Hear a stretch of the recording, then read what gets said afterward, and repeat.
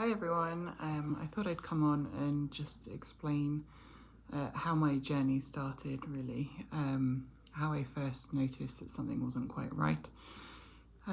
So if I start at the beginning, all my life I've pretty much had weight issues.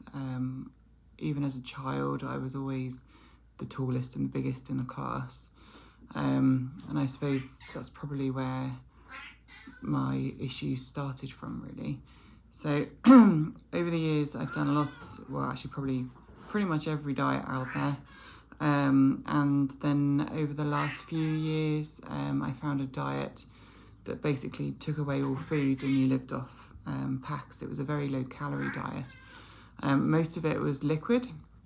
So about a year ago I was on this diet and I started to notice a little change in swallowing, that when I had something solid, I'd feel like it got stuck. But it wasn't there all the time, and it wasn't enough to make me think that something was wrong. And then in the summer of last year, I noticed a little lump in my neck, just where one side was slightly bigger than the other. So I went to the doctor. Because my dad had tonsil cancer, I was concerned that maybe it was linked to that. They told me it was nothing to worry about, but because of my dad, they sent me off for a ultrasound scan. I was literally in the scan probably about 2 minutes. The guy said, nope, it's all fine, it's just my gland, one's just slightly bigger than the other, and that was it really. So I got sent on my way and sort of put my mind at ease for a bit. And then towards the end of last year, my swallowing began to get a bit worse, where I'd noticed that food was getting stuck more often.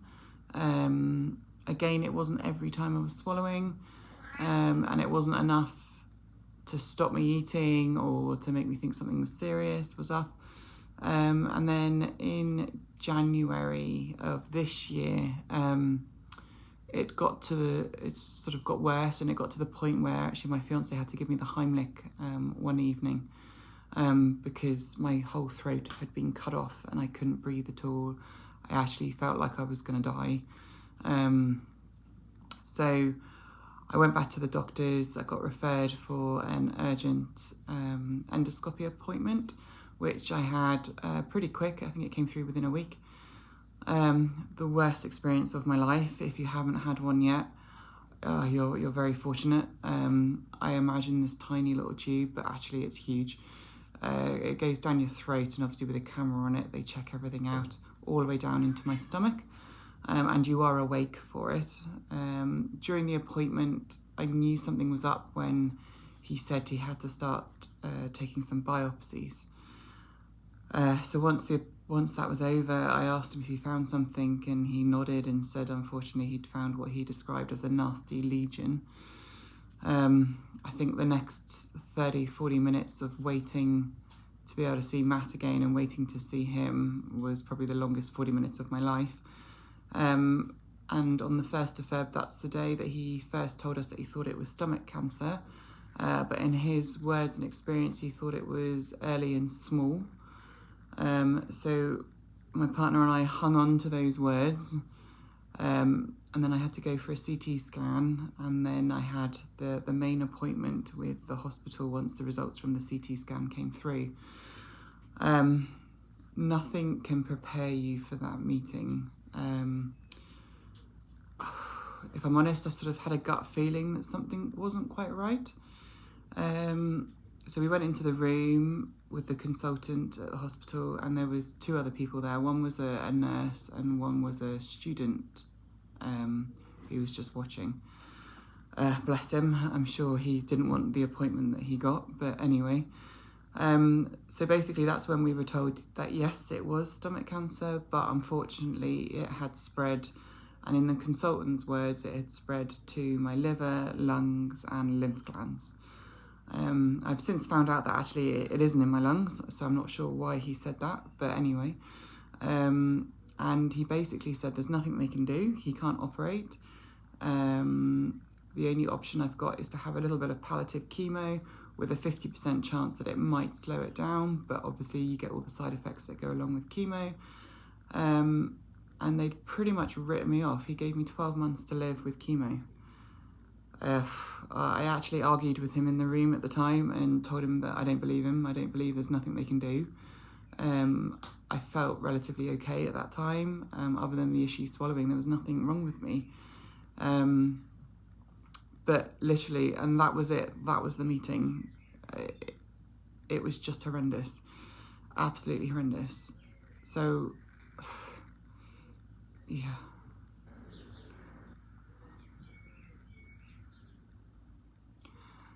I feel for people, right?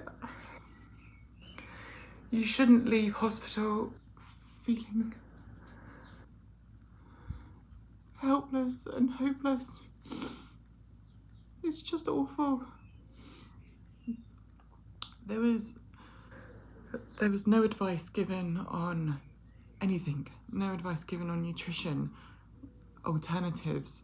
And I get the fact that doctors can't promote alternative healings, but there is so much out there. So my fiance and I spent the next 2 weeks. We were fortunate enough to have a 2-week gap between seeing the consultant and seeing the oncologist. And I'm so glad we did, because in those 2 weeks, we researched and we read so many books. We read Radical Remissions, Radical Hope, How Chris Beat Cancer, literally everything we could find that was a positive story on having terminal stage 4 cancer. We found and we read. We found treatments, we found supplements. Every book we read that said that they took this supplement, we bought it. We were on a mission for 2 weeks to work out that actually chemo isn't the answer. We know it's not the answer, but there is an answer out there. So yeah, we went from feeling hopeless and helpless to actually having hope, and having a clear path that I am on now. And if it wasn't for us taking the time to do that, I dread to think where I'd be now, if I'm honest. Having 4 young kids and having to look at them every day. Yep. So my journey is one that we've had to do alone. We've not had the help of the NHS. I told the oncologist when I went back a couple of weeks later, I told him I didn't want chemo, and I told him what my plan was, and he basically said, you know, brilliant, come back in 2 weeks and let me know if you still want that option. So I did. I went back again at 2 weeks, so this was now 4 weeks from my diagnosis, and I'd been on supplements for the sort of 3 weeks since I found out that I had cancer. And some of my symptoms had already started to go, and I told him this, and he didn't believe me, and he basically told me that I don't have to see him again, but when my symptoms worsen or when I decide I want chemo, then I can give him a call. So the NHS have pretty much written me off. Yeah, which is fine. They tested me for immunotherapies and they all came back negative, which again reaffirms the journey I'm on is the right one. So that's how it started. That's why I'm doing what I'm doing. I'm not giving up. I'm reading, I'm researching. I've got an amazing community around us as a family who are supporting us through this journey. Very fortunate to live very close and have a father at the school who's also a doctor, who has just written a book actually on sort of ECAPs, he calls them, which are exceptional cancer patients who have beaten all the odds.